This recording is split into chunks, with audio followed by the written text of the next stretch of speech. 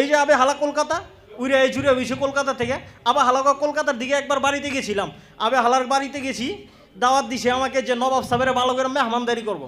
আবে হালাকা বাড়ি যাওয়ার পরে নবাব সাহেব আমি তো জানি আপনি খেয়ে আসছেন, এখন কি খেয়ে যাবেন না রান্নার ব্যবস্থা করব?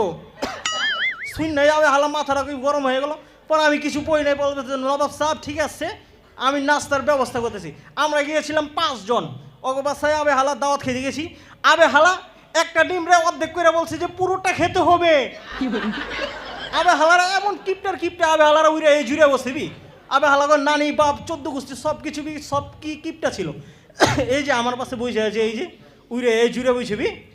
চলে যাচ্ছি, তোমাকে দেখে নিতুম। কি দেখে নিবি? আবে হালা উইরে এই জুড়ে বসবি, 2 টাকার মালিক নেই। আবে হালা কথা বলতে আইছিবি। এই যে আবে হালা নোয়া খেললা, আবে হালা কি করবে লাগছিবি? উইরে এই জুড়ে বলে যে আই কিচ্ছি।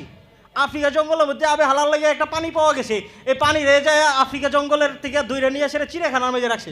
এই পানি রে যায় একটা গুতা দেওয়ার পরে আই কিচ্ছি।